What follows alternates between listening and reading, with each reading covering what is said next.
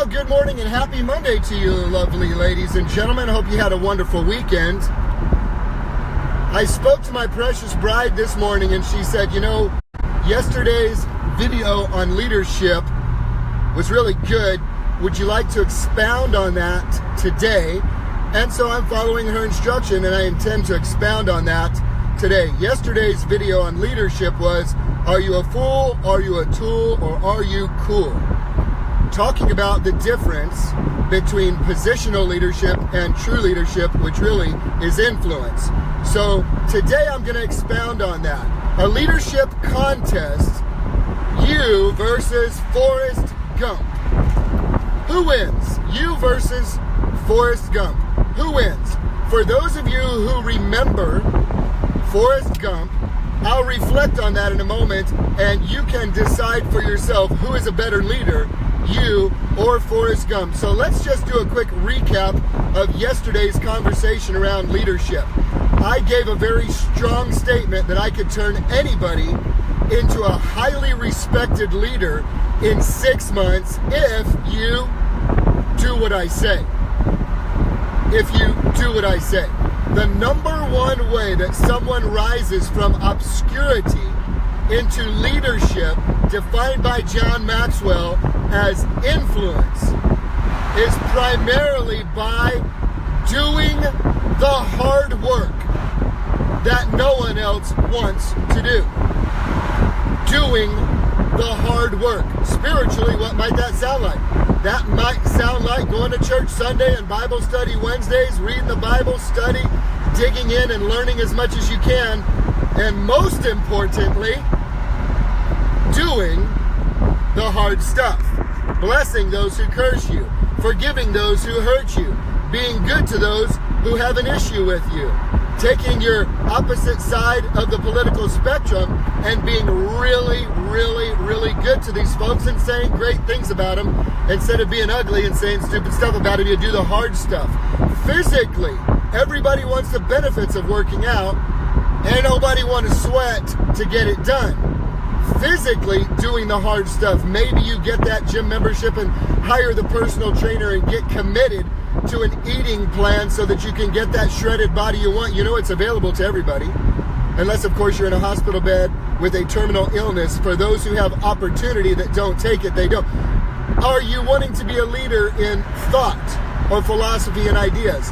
Well, read and study and read.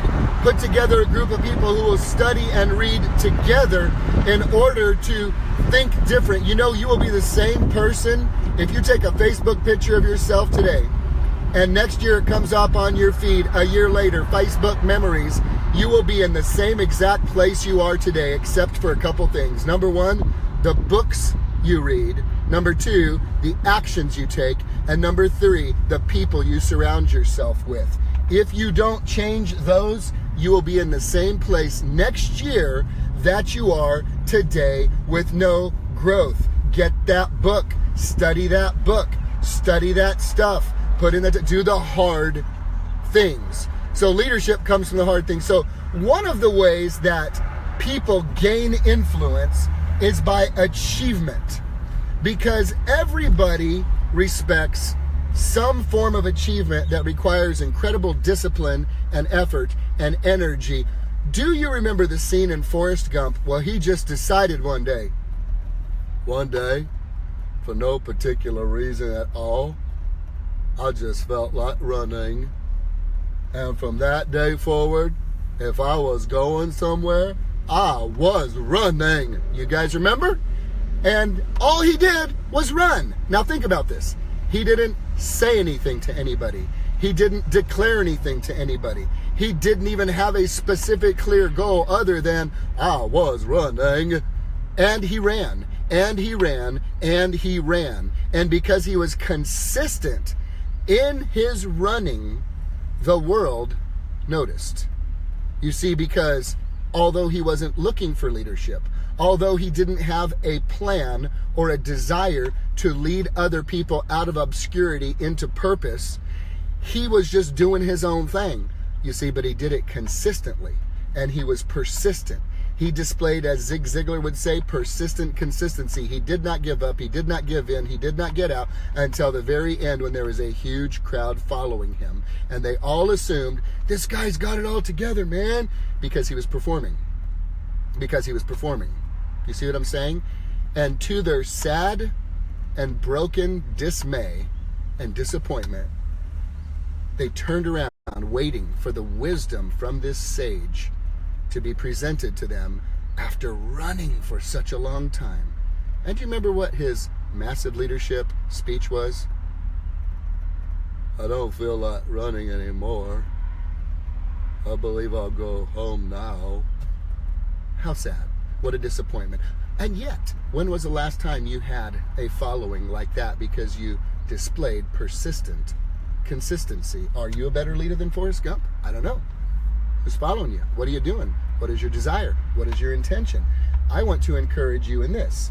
If you are willing to do the hard work, you can become a leader. Well, Steve, I don't want to be a leader. Well, I don't blame you because you're not working on anything intentional or purposeful and you don't have clarity of what it is that you intend to do or become or have. Until you know what you want to be, do, or have, then Zig would say you're a wandering generality and not a meaningful specific.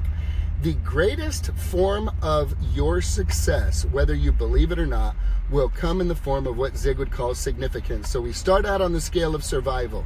We then move into stability as we have more consistent persistency. We move from stability to success, and most people will stay in success for the majority of their life until they reach a place that they realize that life is bigger than them, and then they can step into a place of significance where they now give back, and true leadership is influence, and this influence can be gained by doing the hard stuff. How can I take anybody, anywhere, anytime, and in 6 months make them a great leader? I'm going to just tell you one lever, and we have many in the coaching program, but one lever. If you are overweight, we get you in great shape. If you are super skinny, we get you ripped. You can do it! The reason you will gain leader, but that doesn't have anything to do with my job, Steve. You didn't talk about my job skills. You didn't talk about the fact that I'm not going to get better in my job. Yes, you will. Yes, you will. Because when you learn to make your body your slave to your mind, instead of your mind being a slave to your body, people know that's the hard stuff.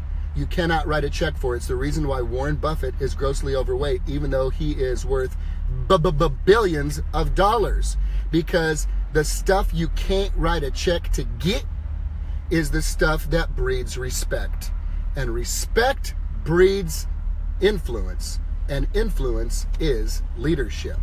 How will that affect? Steve, you're telling me if I lost 70 pounds, my leadership would increase? I absolutely guarantee it, because everybody who works around you, everybody who knows you, would have a significantly higher level of respect for you because they know you did the hard work.